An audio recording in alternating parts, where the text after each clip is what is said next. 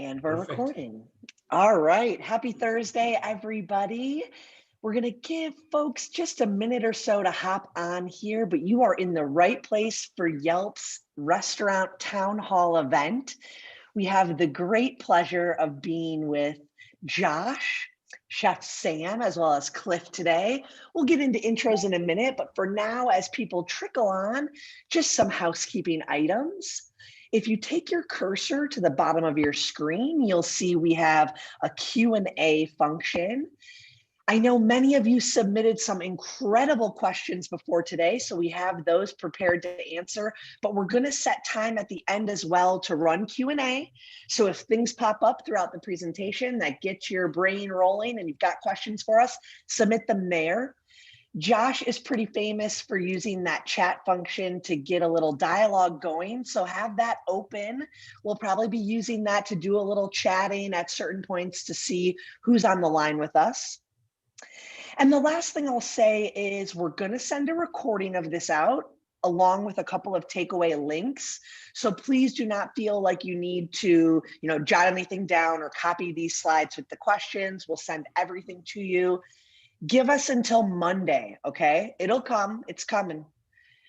And the other thing I'll say before I hand it over to Cliff for him to take it away is if you're having issue with sound at all during the presentation, just mute it here, go to that invite or calendar event, dial in on your phone, and you can listen while you watch us. It'll be much better sound quality. Okay, I am gonna hand it over to Cliff and get our beautiful slides going here. Awesome. Thanks, Emily. I am so excited to be here today. We've got an amazing, talented panel discussion. I've gotten a preview of some of the questions. We've got some incredible questions to go through. 1 second, having a little problem here. There we go. My screen went away. So sorry about that. It wouldn't be a webinar without a few problems. So we're going to just get into it. I for one, I know we're all like, woo, 2020, glad it's behind us. I'm excited about 2021. We're already a month in. And I think it's really important for us to take a step back and kind of reflect on just how crazy the year was, but how far this industry has come and how much change this industry has adapted to in this last year. It's just since March. And a couple of things I want to share with you. Yelp releases a quarterly economic report. We call it the Yelp Economic Average. It was released last week, the most recent one.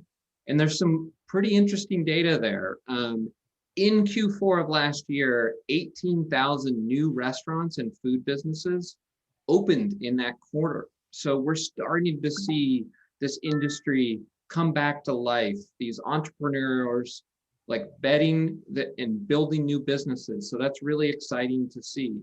That growth, that 18,000 new restaurants in Q4 was down only 4% from year over year. So there's a lot of new growth coming out of last year. And then in that same quarter, 3,500 restaurants we saw reopen on Yelp. So restaurants are starting to reopen again. New restaurants are starting to open, which is amazing. So obviously there was a ton of challenge in 2020, but those stats give me a lot of confidence kind of coming into this year that we're through a lot of the thick of it, and we've learned from it and started to adapt and apply these new practices that hopefully we'll get back to kind of growth at some point this year. So with that, I want to introduce you to our two panelists. So today I'm joined by two great people that are going to share with you their wisdom, Chef Sam Marvin and Josh Kopel. So I want to give them each a quick moment to introduce themselves, and then we'll get into some questions. So Chef Sam and Josh, thanks for joining us. Why don't we start with you, Josh? Give us a quick overview of who you are. My name is Josh Kopel. I'm a Michelin-rated restaurateur. I was based out of Los Angeles, currently in San Diego, and I'm the host of the Full Comp podcast. And Sam, thanks, Josh. My name is Sam Marvin, and I'm a chef. And I own a couple of steakhouses in California, Las Vegas. I'm the creator of a restaurant in LA called Bottega Louie. And, I love food. That was the most understated introduction I have ever heard, ever. Just to let everyone know what precipitated this, I interviewed Chef Sam for the show almost a year ago now. And it was one of those life-changing moments. The interview itself that aired was about 35 minutes long. But Sam and I spoke for over an hour and a half. And it was one of those revelatory moments where you realize that you've been playing checkers your whole life, and this guy is playing chess. Chef Sam's culinary prowess is only exceeded by his business prowess. And I learned so much in that time together that I thought it would be incredible to be able to have a more involved conversation involving the industry at large. Well, thank you, Josh. I wasn't going to let that go. I think I'm glad you piled in there. And Bottega Louie, I think is still the most popular restaurant on Yelp when it comes to consumer engagement every month. And you can Google that. There's a lot of write-up about it. So incredible experience. And then Josh, that interview, everybody can go and go to their favorite podcast platform, iTunes, Spotify, etc., and listen to it if they're interested. So let's just get right into it. Let's get into the first question. So first question, if you had to look at 3 things on your P&L, what would those be and why? So maybe Sam, we'll start with you. Sure. The first 3 things I look at are my prime costs. So I'd look at my COGs, my cost of goods. I'd look at my labor, and I'd look at my occupancy costs, my rent and utilities and CAMs and so on and so forth. Those are the top 3 percentages on your P&L. So it makes sense to me that you would want to really pay attention to those, right off the bat. And Sam, let's unpack that a little more, Sure. Because you and I have had many conversations about this. So when you look at target numbers, you lump all of those together and you're looking for a specific percentage, are you not? I am, for sure. And that percentage is 70%, right? Anything under 70 is really great. And then to break that down, you're looking at 31. It depends on what city you're in. I operate in Vegas, and that's a big difference operating in Vegas than it is in Sacramento because of the state laws and the minimum wages and all the added benefits you have in California, right? So, but you're looking for around 30%, 31% cost of goods sold. You're looking for around a 30, 31% labor cost all in. That's including benefits and everything. And then you're looking for, 8-9% occupancy cost. Then that creates your 70% of all your revenue goes to those 3 places, right? And then to unpack one more number, because I think this is the question on the top of everyone else's mind. The industry average for a full service restaurant is a 6% net profit. What are you shooting for every month? Yeah, we're shooting for 17% is our number that we're looking to achieve on a monthly basis. And there's lots of ways to get there, right?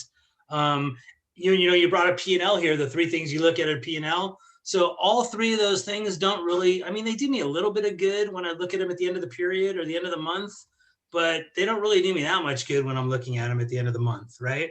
I need to look at them every day. I need to look at them every week, because that's the information that's really driving my business. So if I need to make a change and I'm looking at something that's already a month old, how am I going to make that change from week 1 to week 2? If I'm looking at it during week 1, then it's very easily for me to make a change week 1 to week 2. So P&Ls in the old school of thought, when I was growing up working in restaurants, you do your inventory once a month, you get your P&L comes out once a month. I definitely think in this day and age that you should be looking at your P&L on a daily basis. That's great. A lot of good advice there. We'll move on to the next topic. So this question, what are the top 5 things my restaurant should have in order to improve profitability? Kind of building on the last question. I mean, I could jump in there with a couple of things. Number one is the human resource. That's number one. Number two is the culture, right? So if you can take great human resources and create a great culture, it really really helps in profitability for sure, because people are engaged in the business, and it's a different type of person than a person who's not engaged in the business, who's looking at a clock, right? So culture for me is the number one thing in everything I do, 100%. And I mean, it changes everything. So, culture, 5 things restaurant you should order to improve profitability. You should guest input you should be looking at for sure to improve profitability. If somebody keeps telling you that you have, something's really bad, or we really love this, I mean, especially on Yelp, right? We read Yelp. If you see on Yelp that you have 5 people say the steaks are no good, well, you know what? We better go look at our steaks, right? And see what's going on there. So I think really being able to be open-minded, to improve profitability, you need to take your ego out of it. You need to be able to make change in when I say change, I'm not talking about flying by the seat of your pants. I'm talking about educated change without staying attached to what you're doing, no matter what. I can give you so many examples of how we made changes in the moment to increase our profitability, whether it was this isn't working and let's take it all out and put something new there, right? Everybody likes yellow cookies and we're selling red cookies. So no matter how much I like those red cookies, let's start yelling yellow cookies, right? Whatever that scenario is. So, change, culture, open-mindedness, human resource, those are the top 5 things I'm talking about. Technology and a lot of the other more obvious or potentially things that people think are super important, those are on the list too, but they're not in my top 5. Sam, I think I recall hearing you tell a story in Bottega Louie with like a display at the front, I think early days in the pandemic. Yeah. You had a mix of items there, and you quickly had to like fail and learn and iterate as far as like what the mix of those items were. And I think that story kind of feeds into this nicely. Do you want to share? Yes. So we had, 54 linear feet of shelving, 18 feet of cold cases, and we had all this beautiful home improvement, home take-home meals, from beef Wellingtons to poached salmon to shrimp cocktails to tuna salad, and you name it was in that case. And it was pristine looking. And every night at the end of the night, we'd have 70% of it in there, 60% of it in there. We never wanted to leave anything half full because it didn't show the brand the way we wanted the brand to be portrayed. So it had to be pristine at all times. And, we were donating it to the missions, a lot of the stuff. But what happened? We had about 3 feet of pastries, and every night the pastries were sold out. And then a week later, I said, let's go with the whole shelf, 6 feet of pastries. And when you know it, the 6 feet of pastries, all sold out as well. And then we said, let's do a whole case. So that's 6 feet times 3, 18 feet of pastries, and it's sold out. And today it's a pastry shop. It's no longer a home replacement meal center as a market. And that was no matter what the numbers told us, because we did a lot of R&D. I was at every supermarket where all the home replacement meals are going, how many people live in downtown at the time, 1.1 persons, how big their kitchens are, and all the R&D we could do on understanding before we made the decision. And the decision was wrong, but we were open-minded enough to create a culture where people were willing to change and make changes immediately. And being really agile, obviously it's super important. For sure, to improve profitability. You don't have to be agile, but the question about profitability is what it's about. Well, and it also, to build on what Sam said, it also involves rigor. The way you control your variable cost, or you've got to be able to control your variable cost relative to your variable revenue. One of the things that Sam told me that I thought was mind-blowing and didn't make it into the show is he meets with his team twice a day to discuss the number of reservations on the book and adjust the labor accordingly. And that's huge. I mean, I don't know how many of us have been doing that already. I certainly wasn't. But every morning he looks at the reservation load, gets with his management team, and determines what the labor model will be. And then they make adjustments throughout the day as those numbers change. Correct. And we use the past 4 Tuesdays, if it's a Tuesday, to understand what the, what direction the labor is going in.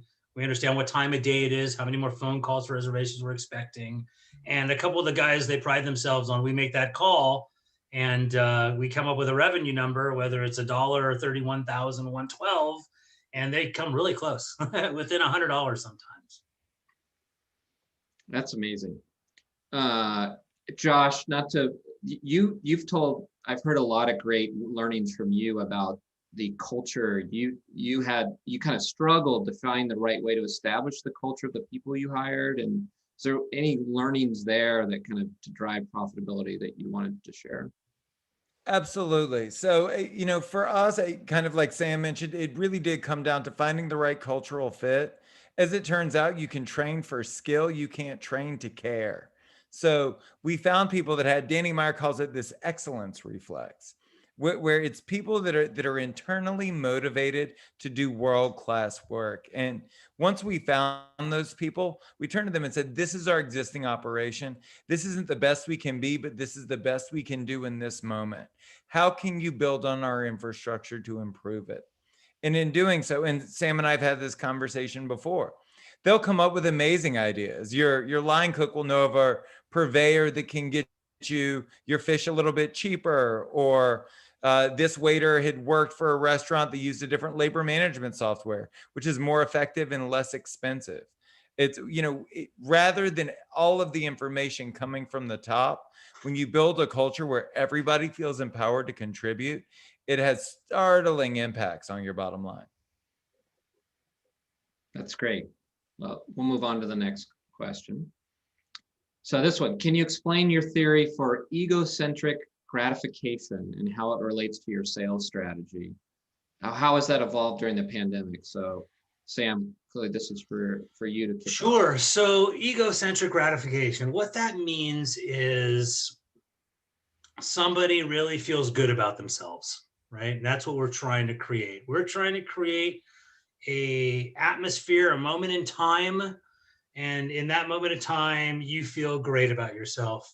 It happens a lot of times during a day. You go to the gym, you get up early in the morning, you take a hike, you feel good about yourself going into the whole day. So there's lots of ways to create egocentric gratification. You have to touch on the psyche a little bit. And that's what we do with our guests on a minute by minute daily basis. How it relates to our sales strategy. So first of all, we don't have a sales strategy, right? We're in the hospitality service industry. So what we're here to do is service the needs of our guests, right? We don't sell them anything. We don't, people talk about upsell and this and that, and those words don't really exist in our culture. So our strategy is to meet your needs. So if I can service your needs in a way that makes you feel great about yourself and proud to be there, everything changes, right? Because Josh is sitting with you that night, and Cliff, it's Mr. Kate, and how are you tonight? And I had a special bottle in the back that I know you enjoy, so I saved it for the next time you were in, and whatever I'm doing, right? There's a lot more to it than that. There's 130 points that we touch on in able to create that egocentric gratification. Before you know it, at the end of the night, I'm looking at Josh, I say, Mr. Kopel, you're a friend of Mr. Cates, anything you need, here's my business card, you let me know. Well, Josh wants to be you, right? The way you were just treated the entire evening, the way you looked, the way you were the king of the entire moment, that's how Josh wants to feel next time. So then Josh will come back, and he's a friend of Mr. Cates, and Josh will have that same feeling. We use tons of different psyche parts of life to address that, whether it's we have 7 steps of service, and whether it's the first step, whether people are trying our needs right away, they're testing us, right? Assurement, whether it's, oh, it's cold in here, you know what, Mr. Kate, let me move you over here to your favorite table. Well, now it's your favorite table. Or, I'm tired, or it's hot. You know what? Can you get Mr. Kate a glass of ice water, please? It's a little hot outside, right? So you're testing me, and I'm reacting immediately. And as soon as that happens, Mr. Kate is gonna eventually feel that egocentric gratification, And he can't wait to come back and show that to everybody he knows. There are two things I want to build on here based off our prior conversation, Sure. Sam. I want you to tell everyone the story of the guest book at Bottega Louie, because I think it beautifully illustrates what you're trying to achieve and how you work to achieve it. Sure. So, Bottega Louie opens up, everything is on Apple iPads and reservations, and hostess is looking into the electronics and typing things. And that doesn't do much for egocentric gratification. But if you walk up to the host desk and there is a beautiful, way oversized, red leather bound book with 24 karat gold imprinted on the case of the book, and we open it up, and we Mr. Cliff Kate, and I write your name. He's in a black shirt. And you see me do that entire show. It's a show I'm putting on, right? We're in the service industry. It's hospitality. The whole night is a show. Everything's a show, right?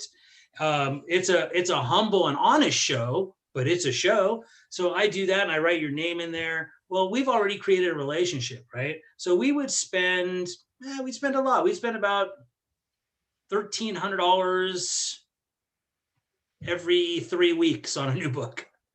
And people would look at us like we're idiots, right? $1,300, you buy a laptop, an Apple iPad, right? Because there was only so many pages in that book, right? So you had to have a new book. And one time I saw a comment on Yelp, and a guy said, "Oh man, and when they opened that big book and wrote my name in there with a beautiful pen, he felt something." And that's the idea of it, right? It's not one thing, it's 100 different pieces that now create a new whole, right? And this new whole is the experience which I'm trying to create, right? And the book is just a little part of it, but it is important to me where maybe it's not important to other people, right? It's just a different style. And then also that informs the way you deal with discounts, right? And how you choose to market your restaurants to the general public. Correct.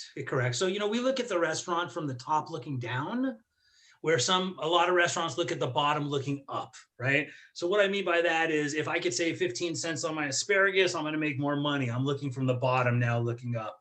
If I look at the top and say, you know what, if I buy 2 different kinds of asparagus, I'm going to get more customers. So I'm going to invest to buy 2 different kinds of asparagus and pay more for it, right? So, we definitely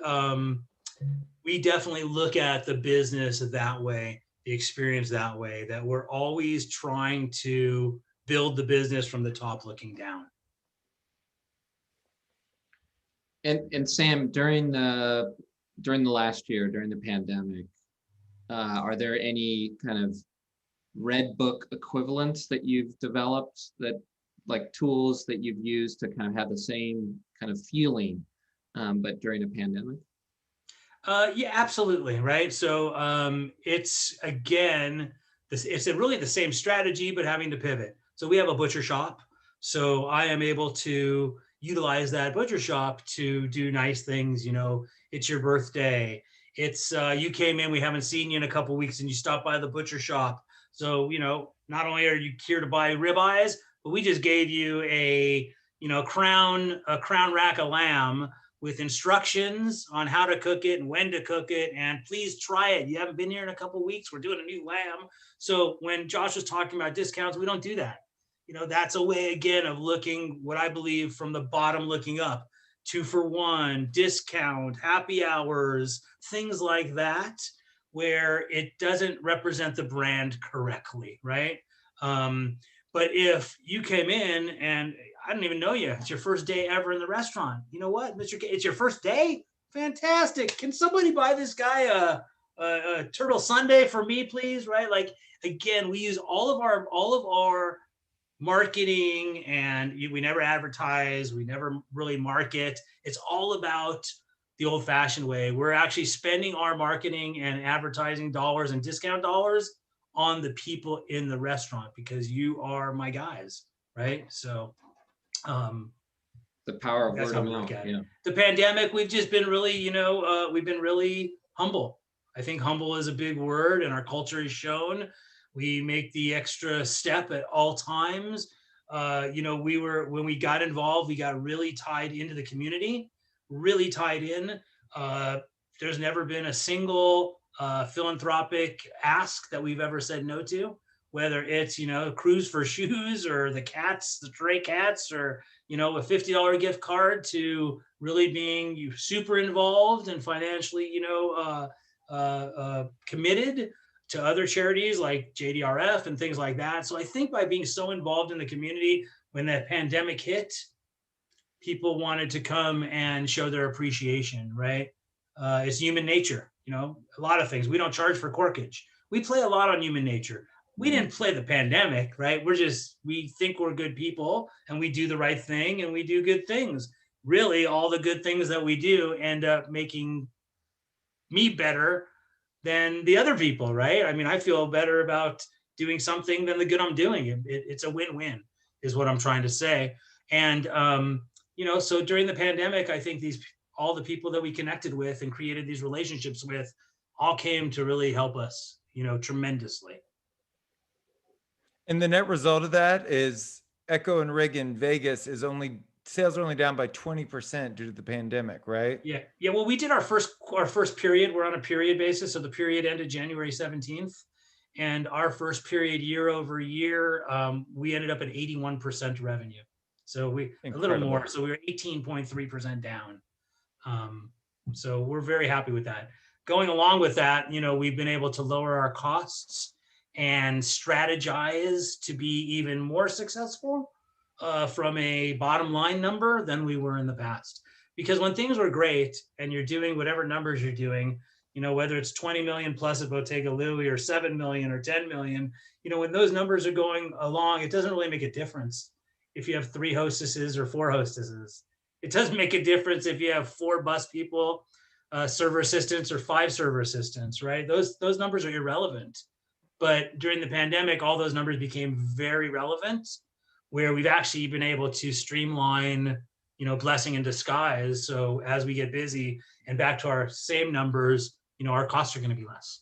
Mm-hmm. That's great. So let's move on to the next question. So more of a kind of solutions-oriented question. So what solutions, aside from QR codes, are being developed in the industry to provide contactless tableside menus to patrons? Anything like you've adopted in this area technology-wise in the last year, or you've seen that you like? So on our side, we had a fast casual restaurant that we're developing. So I think those are all the not QSR codes, those are all the kiosks. So it's everything you do by yourself. I don't see any issue with that at all in a fast casual environment. In our environment, it's a little different because we're changing the menu on a more regular basis. Seasonality, availability, quality of products. So all we've adapted are throwaway menus. So as opposed to where we used to have a permanent menu, we put a date on it. It's a nice paper, but it's paper. And at the end of the day, it gets thrown away after every customer. So. Josh, anything you'd add, even outside your discussion with Sam, like all the hundreds of other conversations you've had that make? Oh, I mean, in terms of solutions, I think there are so many. And I think that as a restaurateur, speaking broadly, you really do get to choose your own adventure. We're in this beautiful moment in time where restaurateurs have never been more open to the ideas of leveraging technology to create new experiences for customers. And simultaneously, you have customers being more pliable than they've ever been. I mean, I would argue that they've never really been particularly pliable. And so this is our first real opportunity to change the way we do business. So when you look at things like menus, you can expand way outside of QR codes to where, they're able to pre-order on their phone or tablets on the tables. There are countless options. Kiosks, I think, are another great option. And when you look at concepts like Honeygrow, they've moved almost exclusively to a kiosk model in a fast casual and fast food environment. There's a real opportunity to tackle the elephant in the room, which is labor. And so if you can leverage technology and still maintain a hospitable environment, it's amazing what you can do. You go from having a server at every table to having a captain in every section. And that captain is working to facilitate the transactions as they take place, to create experiences, personalized experiences. I think that it's so important in this moment, in this great pause, this great reset, that we're very certain about how we want to work and what we want this experience to look like moving forward, because the world really is our oyster. Yeah, and the thing I'd add just from working with, lots of restaurants is there's not a silver bullet, and the ideas that we've shared at this point might not work for your restaurant. Underlying that is the restaurants that I've seen being really successful are the ones that aren't afraid to try and fail fast until they find the right thing. So it's less about the silver bullet idea. It's more about the quick pivot, being scrappy, trying, failing, trying, would be my advice on that. For sure. Absolutely. So let's go to the next question.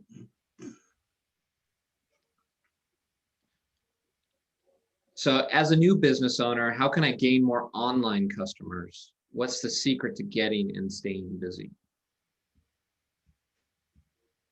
Let me start with this because it is, I think it's such a timely question in the way that there are so many new restaurants that are in the process of opening, that just opened, that will open in the near term future.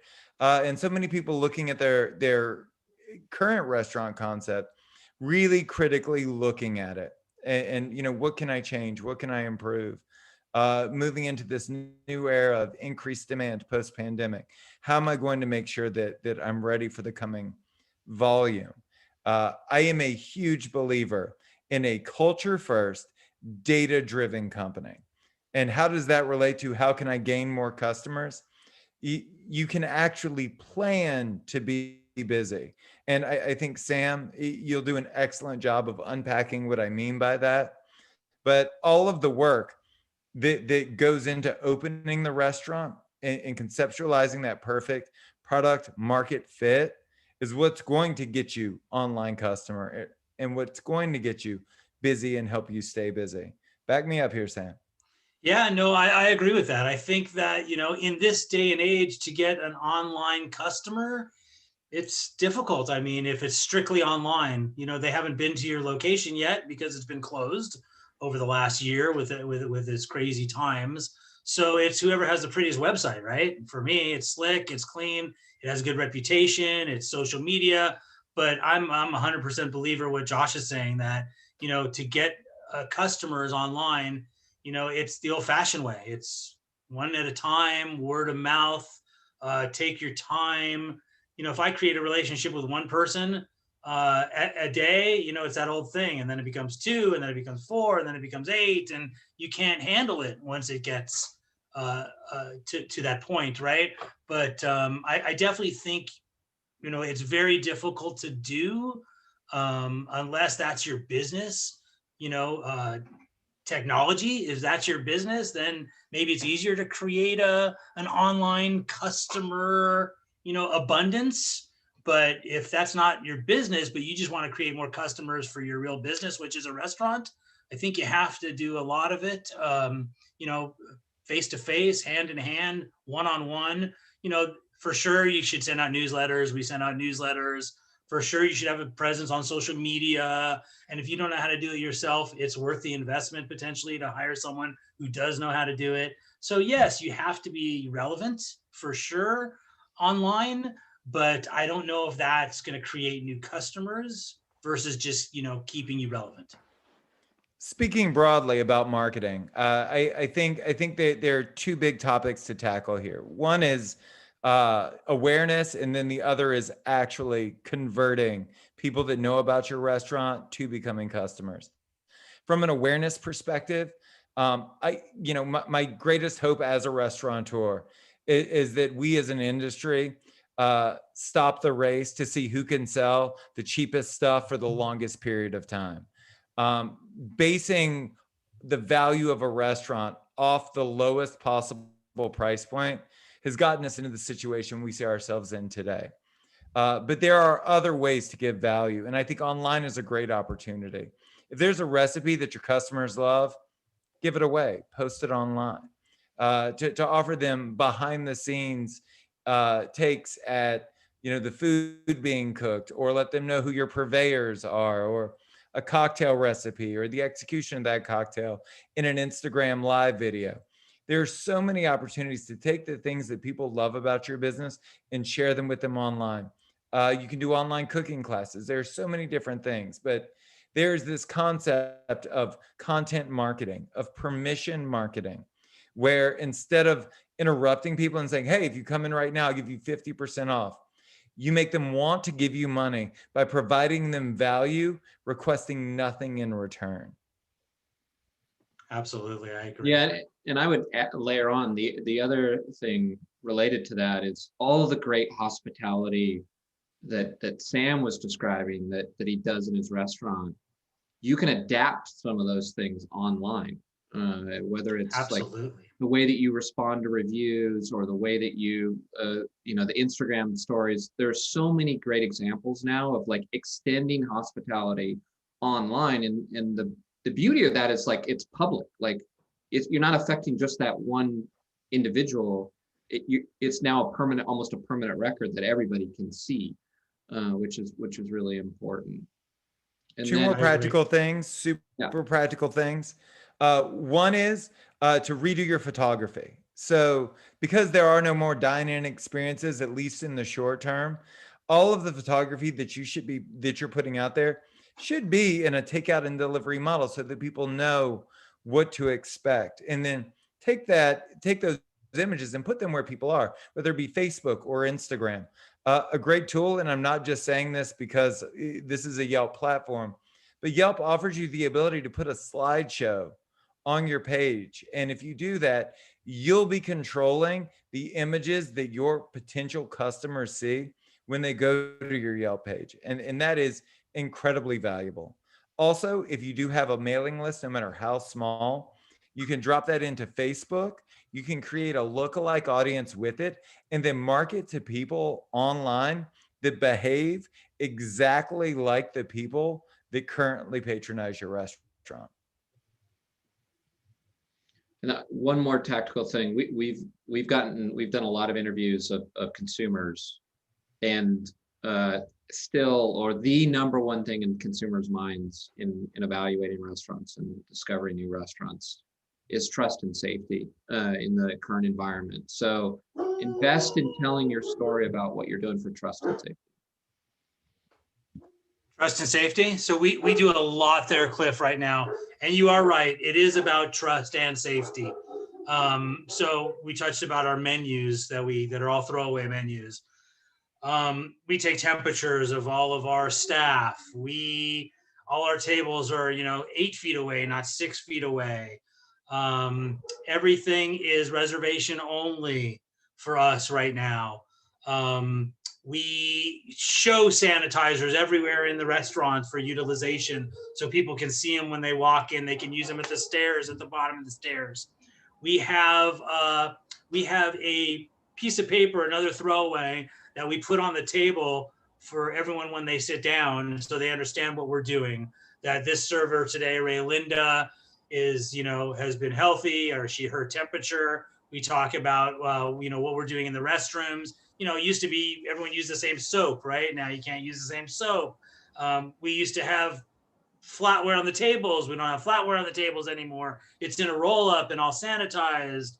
We add a sanitizer, a throwaway sanitizer wipe with your roll up now. So when you sit down, we pretty much are doing, we actually had the CDC come in on Friday night into the restaurant and walked around, and they were very, very happy of, what we're doing. So, we'll do whatever it takes. Obviously the obvious ones, the masks, the things like that. Yeah. Just whether you believe or don't believe, that's what you have to do, right? It's respect for the other businesses as well. So, and you should be doing it in public. Like you can, as you said, have the stuff out so people can see that you're doing it. Your correct. Customers. Yep. I think it makes people feel good. A lot of great ideas. So next question, or do you want to get to live Q&A? Okay. So I think this is probably the last, and then we'll go to live Q&A. It looks like there's a couple great questions. So what activities trap most restaurants, restaurant owners or operators where they are less productive? So what are like time sinks or risks that you've seen? Well, I would tell you the first one, and the first one is, again, R&D is everything for me, right? So the first one I would say is, in a nice way, don't waste your time on your bad employees, right? That is such a waste of time with very little productivity out of it, right? Some of the greats like Jack Welch or people like that talk about, businesses, and, 100% of your sales, 80% of your sales comes from 20% of your staff, right? So why would I use my time and activities in my restaurant to be working with the bottom, 80% of my staff, or the bottom 20% or 30%, right? That they're the bottom. I should take that same time and that same effort and put it into the guys who are already doing great, right? They're already doing great. So you would think, well, why don't you work with the other guys to make them great? But I'd rather take the guys great and even make them better, greater than they are now, right? So for me, stay focused on your winners, right? On the people who are leading your culture, who are showing up on time, who are showing up with well-pressed uniforms, who are delivering the egocentric gratification that we're trying to get out there. And their tips are already 23, 24%. And let's get those tips to 27, 28%. And who cares about the guys who are making 14 or 15%? We got to eventually, find a way out of those people. So we spend a lot of time with the upper 20 to 25% of our staff and less time with the bottom 25%, where in the old days, it was the exact opposite. So that's one thing I would say if you want to be more productive, for sure. From a sales perspective, I spent most of my career trying to figure out how to get busier on a Monday. And it's a terrible strategy. Sam and I have talked about it before.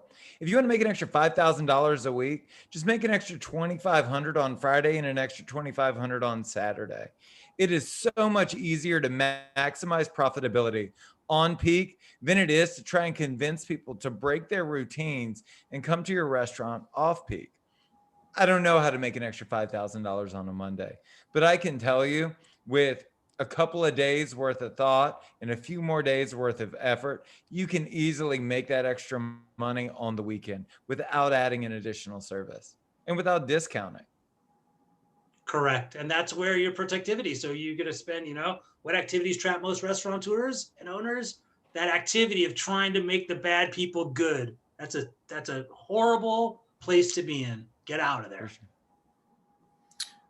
Great. We're going to transition to Q&A, some live questions. Emily, I'm back. Is that okay, Cliff? Do you want me to run yeah. Q&A? Okay, perfect.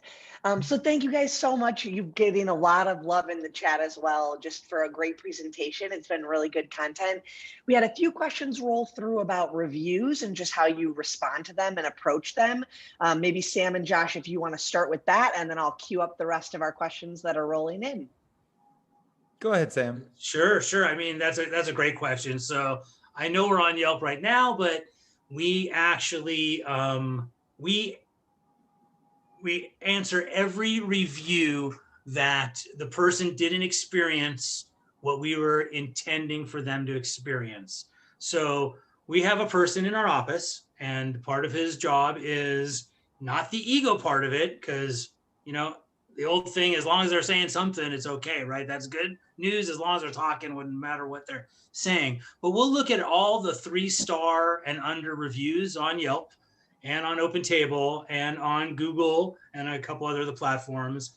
And he'll send out an email to our staff every week, and he'll say, 19 Yelp reviews, and you had, 17 5-stars and 1 4-star and 1 1-star. Well, we'll go in and we'll contact that 1-star for sure. And we will personally reach out to them. And as soon as you do that, forget about it. It's over. They're already, I can't tell you how many phenomenal guests, longtime loyal guests we have now because of utilizing that part of platforms like Yelp, right? So we invite them back. What's the big deal? We'll invite them back. hopefully we were able to correct their problem in the minute, right? Again, we don't buy anything for anybody as far as free this and 50%, but I'm the first guy to invite you back and say, you know what, you have to come back. I apologize. That's not how we intended it to be. We don't intend it for you to wait 30 minutes for a steak and then it's cooked to the wrong temperature and all your friends are eating and you're not eating yet and so on and so forth. Please, I'm begging you, come back, bring your friends. You're my guest for the evening. Da da da da da da. They come back. Next thing you know, their bad reviews are gone from the websites that they put them on. They're telling all their friends. They're writing great reviews. That $150 evening, ends up giving you thousands and thousands and thousands of dollars worth of great energy out there that you couldn't purchase. So we utilize these platforms, especially Yelp, tremendously, and it never fails. It always works. So I would say, Josh, anything you want to add? Yeah. Oh, for sure. I would say two things. One is to remember why we got into this business to begin with. Like when I opened my restaurant, the dream wasn't to be a 5-star restaurant on online profiles. The goal was simply to make people happy and to service the community. And so when I see a 1, 2, or 3-star review, I think I failed. Whatever they're saying in there, whether I think it's true or not, it's their truth. And it mattered so much to them that they took time out of their lives to share that information in a public forum. And I don't want anybody to be upset with me. The one thing that I can tell you about every review that I've had online, they all paid. They all paid every penny of that bill. And so if somebody gave me money, I want to make sure that they got the experience that I had intended them to have. The other thing is, and it's difficult to say, but Pro and Proper on most of these platforms was a 4.5-star rated restaurant. Now, do I think we were a 5-star restaurant and unfairly rated? No, I trust the data. I was a 4.5-star restaurant working to get to a 5-star. And maybe one day, had we had the opportunity, we could have gotten there. But even if you disagree with individual reviews, you have to agree that the aggregate is probably true.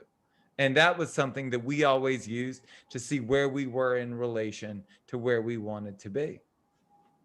Well, I think there's something just briefly to jump in here to say about when you're doing enough volume at some level, you're going to deal with a negative review. And sometimes that builds confidence in future and potential diners. And the way you respond or handle that, even publicly or digitally, whether it's on Yelp or social, can really help your brand and reflect your customer service practices. It can take what you're doing hand to hand in your restaurant and illustrate that online as well. Well, and imagine if you didn't know. What if you were just pissing people off every day and you had no idea?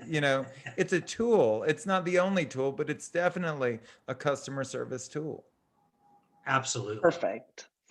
I had a really nice question here that I think is very timely. Someone wants to know, Sam, how are you transitioning, pivoting, or preparing for Valentine's Day in any way? That's great. So now we can, in Las Vegas at one of our restaurants, we're at 25% indoor dining, right? And in Sacramento, we're in outdoor dining only, in the rain and sleet and snow and all those good things, right? Everybody wants to eat outside. But we're doing a Valentine's box in Vegas as well, because yes, a lot of home has changed. We pivoted. So we're doing a great Valentine's box with a lot of add-ons. So it's a dinner for two. It's, 5 courses with, beautiful accoutrements with it. You can add on of different champagnes. You can add on to-go cocktails, because now restaurants are allowed to sell to-go cocktails. So we're adding to-go cocktails. We're doing caviar with all the accoutrements as well. So we're doing oysters. We're doing Kushi oysters as well by the half dozen. So we're doing this beautiful romantic takeaway box. And we'll be busy in every restaurant. It's one of the busiest nights of the year. Unfortunately, you can only do 25% of it. So you got to figure out how to do that other 75% out of house. And you can pick it up the morning of Valentine's Day. And, right now we're doing great. We're selling a tremendous amount of them. So. Josh, anything you want to add on there? Otherwise, I have a follow-up question for Sam on that. No, we'll go to the follow-up. Okay, I just want to know logistically, Sam, like, how are you guys managing those orders in advance? Are you pushing and promoting the special like on social right now and taking early orders? We are. So we do that. What you talked about. So yes, we're doing social media. We're pushing in advance. We're taking all the orders early. We would probably hope to be sold out by the 5th. So really around the 5th or 6th, we'll be at our capacity, saving some spots for some last minute guests who have been with us before and say, oh my gosh, I forgot. Well, you know what, Emily, I got you, right? Egocentric gratification. Someone else might not be able to get it, but Emily could get it, right? So we're doing a lot of that. But also what we do is a month in advance. So we use check presenters that people take with them, and we print them on cardboard. So this month's for the month of, from the after the New Year's, we went into the Valentine's. So it's a check presenter that lists our menu, our pricing, all the add-ons with all information. So the people that actually come to the restaurant take that with them as well. And then we have a retail butcher shop. And in our butcher shop, we're just doing tons of Valentine's Day specials, which we're, advertising, word of mouth and social media.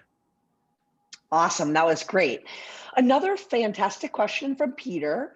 He's in an upscale environment similar to you. He wants to know, should he stay true to his brand and let that be the offering for delivery and takeout? Or is there value in creating a whole new product that caters to higher volume? What would be your inclination there? So my inclination would be to stay true to your brand, but you have to make some little pivots and adjustments. What I mean by that is, if you're a seafood restaurant or whatever you are, a souffle restaurant, I mean, it's tough to send souffles to go, right? It's impossible. So some items travel better and heat up better and last longer than other items. So if your brand is Italian, there's a half a dozen items that won't work, but I'm sure there's a half a dozen items that will work as well. So I'm a guy that believes in staying true to your brand, but pivoting under your brand. I wouldn't start serving meatloaf or hamburgers and hot dogs just because they travel well and it's a good to go item, right? That wouldn't have anything to do with us, or tacos or whatever. Josh, anything before I move on? I would say check the trends. Everybody has a Yelp point of contact and a customer service rep. And, Yelp has access to incredible amounts of consumer data, and they know what the trends are. They know what's working, and you can work in tandem with Yelp to figure out what the best course of action is for you in your individual area. And I think honestly, in that same vein, like you guys, it's as simple sometimes as just spending 30 minutes Googling or Yelping restaurants in your industry in another city, or, just looking around and seeing what people are doing, whether it's on their website or on social. That's not cheating. That's just getting inspiration and kind of looking around you to see what's going on and what other people are having success with. Or pull your audience. Yeah, that's a great one too. SurveyMonkey is a free tool. It incorporates with MailChimp. Send out a newsletter to your people saying, hey, we're thinking about doing a holistic delivery offering. What items would you want included? I think that's great. And what you said, Emily, what you said, Emily, about seeing what other people do, that's one of my oldest analogies, right? If you stand on the shoulders of giants, you see farther. Right? So you should always be looking at what other people are doing, especially successful people. Absolutely. Okay, I think we probably have time for 2 more questions. The first one is about decisions for businesses who have closed temporarily. What are ways that you would advise them to stay relevant, to stay engaged with their customer base? It says that you guys touched on social media, but specifically what kind of content, maybe menu or delivery partners, do you think that they should leverage or use to stay relevant right now? I can start. So it's about, people always wonder what to post on social media. It's this paralyzing thing for restaurateurs. What do I post? What do I post? What do I post? There doesn't need to be a holistic strategy. Document document what you're doing. Get on your social media platform. And if you don't know what to say, tell them what you're doing. Hey, we're thinking about doing delivery and takeout. These are our options. Leave comments in the notes. Let us know what you think. Hey, we just launched this thing. Hey, we just hired this guy. That's what they want to see. Hey, we're working on this new to-go package. What do you think? Just get them involved in the conversation. If we as independent restaurateurs learned anything over the last 10 months, it's that people care. They're interested in seeing us succeed and understanding that you can open those lines of communication through social. Yelp Connect is a great resource as well. And you can directly communicate with your audience. Use social media to give the information you want them to have and get the information that you need from them. It's not an opportunity to sell. It's an opportunity to share. Yeah. Anything else you want to add, Sam? And then I think Sure, I'll do I last agree question. with that for sure. But I would say that to keep relevant, especially in these times, what's worked for us is really staying in touch with the community, right? Getting involved in the community. If I can get in, I mean, there's so many causes right now more than ever.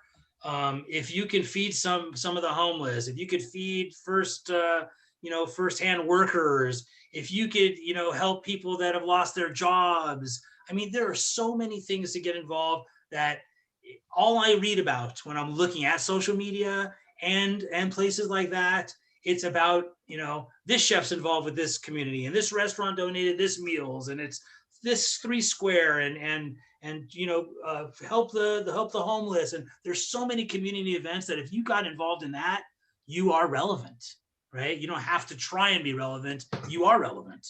And that's a big, big positive. Yeah. And I think collaborations are something I've seen get huge too, right? Maybe you're a place that's known for dinner and there's a breakfast spot a couple blocks away and you guys can tag team promoting specials on each other's audiences, whatever it might be that you can do locally. It can really blow up digitally. I think we've seen that in many ways. For anyone who's counting on me to get them somewhere on time, it's 2 minutes to the top of the hour, but we're going to close out with one last question. What is your anticipated timeline that you think customers will start to feel completely comfortable eating in a restaurant again? Sam, you could take An this one. easy You and I one. have talked about it a lot. So, yeah, so I think that my timeline, it definitely depends on where, right? And I say that because in the Las Vegas area, the demand and the comfort is unbelievable. You walk down the Arts District on Friday night in downtown Vegas, and they're all sitting out on patios and they're close to each other and they're walking shoulder to shoulder down the street and they're comfortable. You go into Sacramento or in LA and it feels differently. But I think you're really starting to see that. I'm seeing a lot of people that have gotten their vaccines and their second dose, and just knowing it's out there, my wife is getting more comfortable. We haven't gotten our shots or anything yet, but by that happening, she's feeling a little bit more comfortable. So I say within the next 6 months that we should just be, Josh he's been talking about it as the roaring 20s. And I think you're 6 months away from really starting to just see, the demand is there for sure. People are tired. The demand is definitely there. 100%. There's pent up demand. Just looking at it from a numbers perspective, there's a gold rush coming. You're looking at a 40 to 60% permanent closure rate across the industry nationally. And demand isn't going to ever go back to 100%. You're talking 110, 120, 130%. There are people that didn't go out to eat all that often that are now committing, I'm going to go out, I'm going to eat out 3 times a week for the rest of my life. I'm going to travel everywhere in the world. It has really realigned people's perspectives. So the question isn't if, it's when, and I think it's going to happen slowly, incrementally, in a very linear way over the next 6 to 12 months. I think the better question is, are you ready to handle that volume? Yeah, I think that's great. Okay, you guys, we are at the top of the hour. This was so incredibly jam-packed. For everyone who is with us on the line, thank you for coming. Thanks for submitting questions in advance. You're going to get a follow-up email from us. It'll have a link to the recording. It'll have ways you can get in touch with both of these guys, as well as our team, Cliff, any of those folks. And I'm just going to do a shameless plug because it's not my show, so I can do this. Full Comp podcast is incredible. Josh interviews different restaurateurs from all around the country, all different levels of size and types of concepts. It's just completely incredible. I think there's 3 episodes a week, 2 episodes a week. 2 episodes a week. They're awesome. And if you need something to listen to while you're puttering around or driving somewhere, it's really, really good content. So check that out. And then the Yelp for Restaurants Instagram is also something that these guys are working on building out a ton of accessible and fun content there, both inspirational and tactical. So check both of those things out. We'll include links in a follow-up. And if you got an invite to this, you will get an invite to our February edition as well. So stay tuned for that. And we look forward to more questions. Sam, Josh, thank you so much for joining us. It was my pleasure. Thank you. Been a pleasure. Everyone have a great rest of your evening.